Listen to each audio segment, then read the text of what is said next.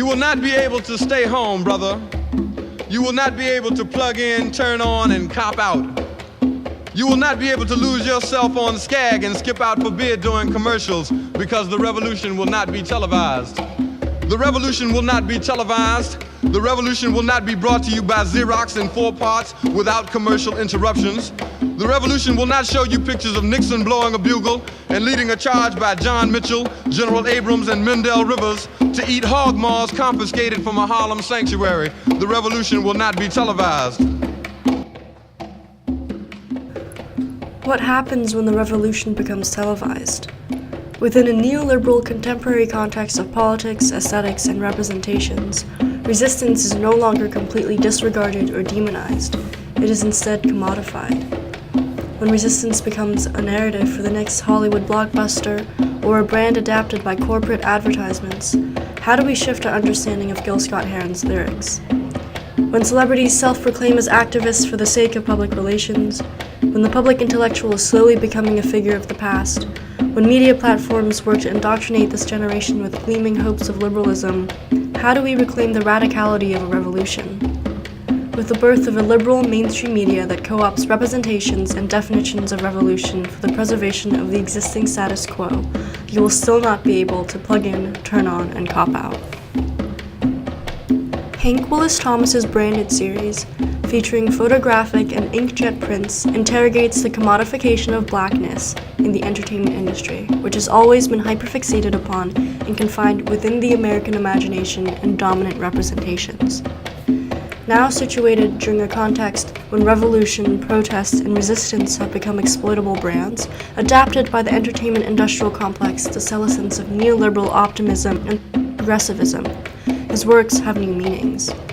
This series interrogates the brand as a tool of the entertainment industrial complex that renders black male bodies as innately athletic or artistic, and thus hypervisible in the industry, therefore encouraging understanding of the brand not only as a representation of corporate entities, but also as the branding of individuals. The tokenization of blackness in hegemonic media, especially through branding, is intertwined with the liberal narrative of a forward-thinking and post-racial society, and is nothing more than the newest formula of disillusioning this country's persisting imperialist, capitalist, and anti-black history. Hang Time, circa 1923, an inkjet print made by Thomas in 2008, has an illustrative quality reminiscent of fantastical storybook drawings. This eerily innocent and unalarming portrayal of the tree becomes readily disturbed by the Jumpman logo, hanging from the branch, an acknowledgement of the lynching of black men throughout history by alluding to a contemporary signifier of branded black masculinity in popular culture today. The tree is portrayed with dimensionality, texture, and perspective, which further displaces the logo, a completely black graphic figure. The title of the piece, Hang Time 1923, is a sardonic wordplay which draws a connection between Michael Jordan's jersey number, 23, and the precedents of lynchings in American history. 1923 was also the year of the Rosewood Massacre, where a group of white men attacked a predominantly black town in Florida due to a white woman's false allegations of sexual assault. These connections create a sense of historical continuity in terms of interrogating how anti-blackness has always been a prevailing foundation of American capitalism, exceptionalism, and imperialism, even if purported narratives of successful black athletes and entertainers attempt to erase such a history. This piece also subverts hegemonic representations of black masculinity, which often confine blackness to corporal reality, through demonstrating that the glorification of black athletes, such as Michael Jordan, is seeped in a history of tokenizing and producing spectacles out of black manhood. This notion is echoed in Thomas's 2003 piece, Scarred Chest.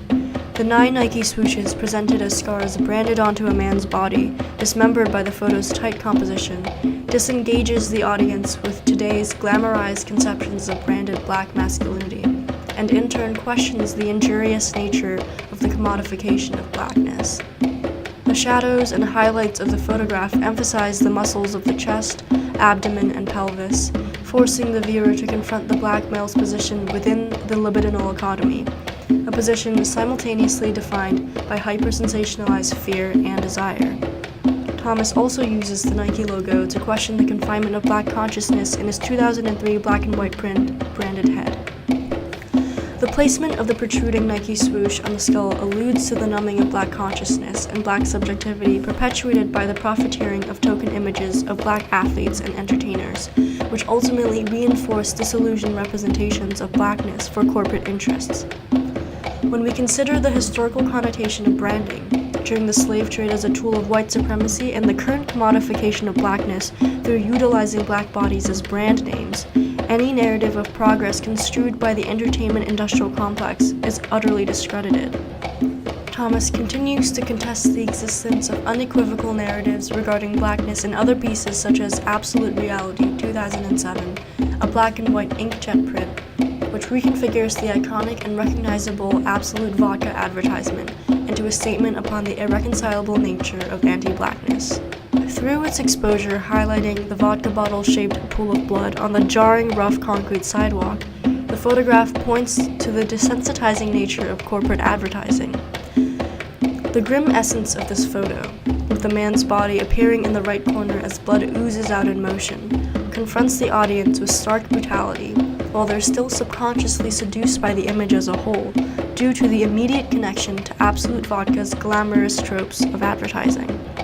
This is a piece that questions the often uninterrogated role which corporate advertising, functioning through the branding of individuals as representative images of a product, assumes in the upholding of economies of domination, the purporting of anti-blackness. The title, Absolute Reality, reappropriates Absolute Vodka's recurring slogan, which is usually used to sell an image of luxury or cool to the consumer, into a bleak statement regarding the palpability of anti-blackness in American culture. Throughout its history, Absolute Vodka has collaborated with artists from Andy Warhol to Keith Haring in creating designs and advertisements, so within that art historical context, Thomas's Absolute pieces satirize the ironic role high art often has in perpetuating mass consumer culture. The objective here is no longer to sell or to seduce, but to critique the intoxicating and ultimately debilitating effects of commercializing blackness. Thomas's branded series dives into the subconscious of the American consumer to discuss a historical continuity in terms of commodifying blackness in order to legitimize whiteness. His works assert that the hyperfixation upon black celebrities and black athletes is simply another instance of how media representation works intensively to hide the devalued libidinal economy of blackness. The entertainment industrial complex is capable of commodifying struggle, commodifying blackness, and commodifying resistance. This repackaging has an amnesic effect, causing us to forget our revolutionary predecessors who were not sold feminism through a glossy t-shirt. All the people don't have freedom, all the people don't have justice, and all the people don't have power, so that means none of us do. Aestheticizing and then further commodifying revolutionary energy under an entertainment industrial complex encompasses the rhetoric of neoliberal optimism. It essentially renders activism into a performative action or even a branded image, adopted by individuals only when libidinally and economically profitable. After all, real resistance isn't profitable. It does not make for enticing advertisements, it does not boost your Instagram following, it's not a heart-wrenching storyline to be consumed by white voyeurs. It's done out of sheer necessity. Resistance is a means of survival, not a t-shirt emblazoned with promises of solidarity worn then tossed when the trend dies. The revolution wasn't televised in the 60s. Is it going to be televised in the 90s? Well, you know, the catchphrase, what that was all about, the revolution will not be televised, that was about the fact that the first change that takes place is in your mind. You have to change your mind before you change the way you live and the way you move.